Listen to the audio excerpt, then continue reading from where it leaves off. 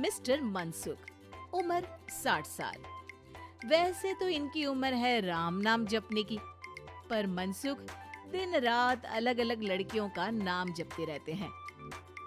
अरे लड़की, सुन तो, तेरा नंबर क्या है?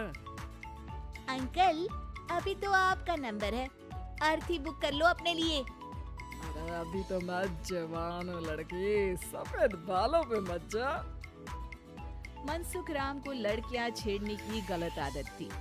पत्नी बहुत पहले गुजर गई थी, जिसके बाद मनसुख खुले बैल की तरह हो गए। जहां दिखी नारी वहां लाइन मारी। मनसुख राम के पड़ोसी सोनी जी के यहाँ नई बहू आई। नाम था कल्याणी। अरे वाह बेटा कल्याणी, तेरे आते ही घर में खुशी खुशी हो गई है बेटा। अरे माँ जी, जलेबी खाओ, बात मत करो, बोलने से खुशी को नजर ना लग जाए। जैसे मोहल्ले की हर लड़की पे मनसुख की नजर थी, वो कल्याणी को भी बुरी नजर से देखता है। एक दिन कल्याणी छत पे मिर्ची सुखाने जाती है। दूसरे छत पे खड़ा मनसुख गाना गाने लगता है। उफ उफ मिर्ची, हाय हाय मिर्ची, देखे तो तुझे लग जाए मिर्ची। कल्याणी को लगता है कि यूं ही गा रहे हैं, शौकिया तौर पर ये तो होता ही रहता है। एक दिन कल्याणी आंगन में पौधों को पानी दे रही होती है।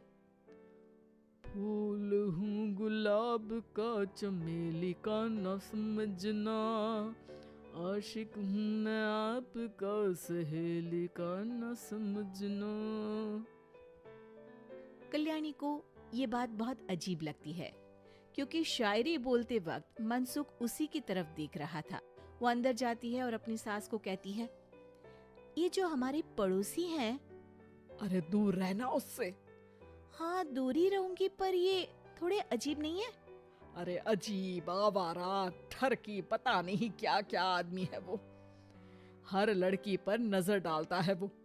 उसकी उम्र की वजह से कोई उसे कहता नहीं। बाकी उसे आसपास रखना भी नहीं चाहिए।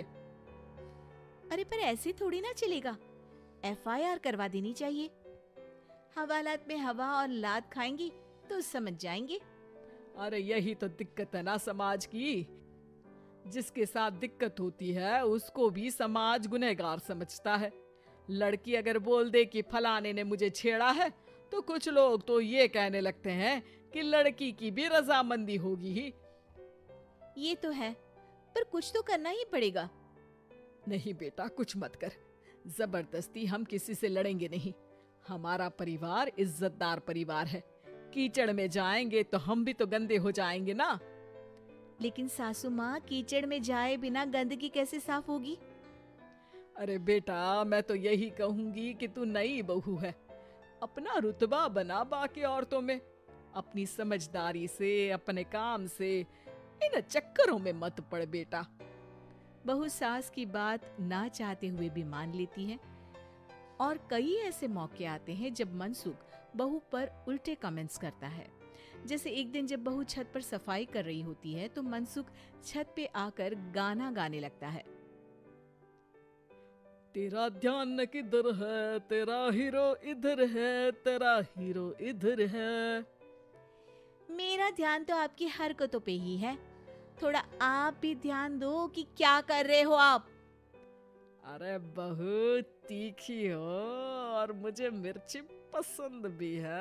अरे वाह। बुढ़ाओ कहीं के। बहू वापस अपने कमरे में नीचे चली जाती है।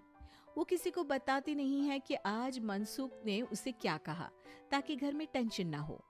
एक दिन बहू घर के बाहर रोड पर ठेले वाले से सब्जी खरीदने जाती है।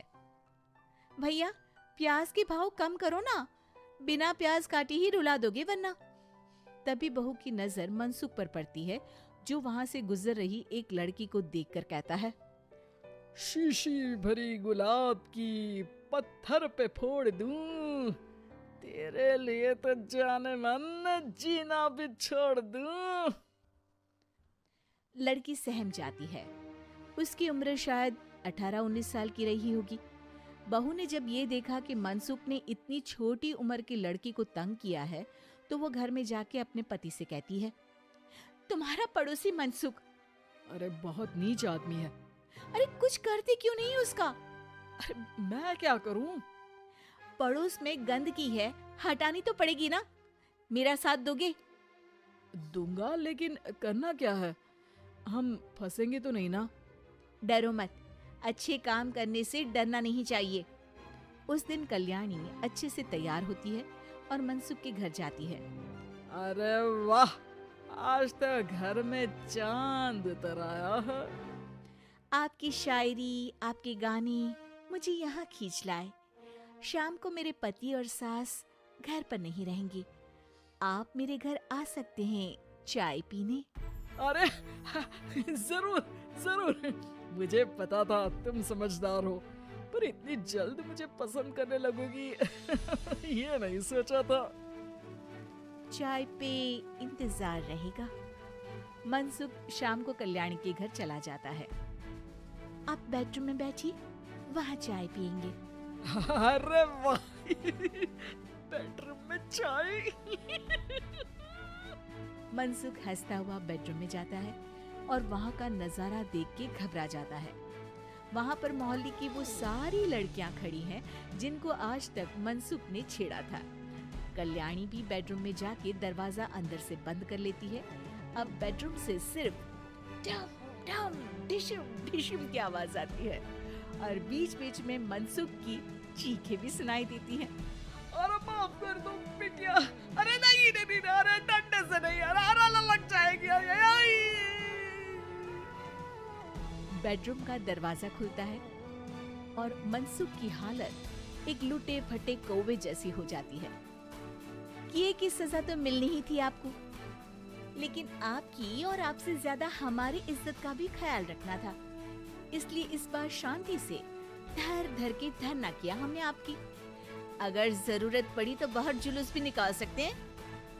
मैं ऐसी गलती नहीं करूंगा, मुझे माफ कर दो। बहू मनसुख को बाहर छोड़ने जाती है। मनसुख अपने घर की तरफ बढ़ता है। वैसे आपको चाय कैसी लगी?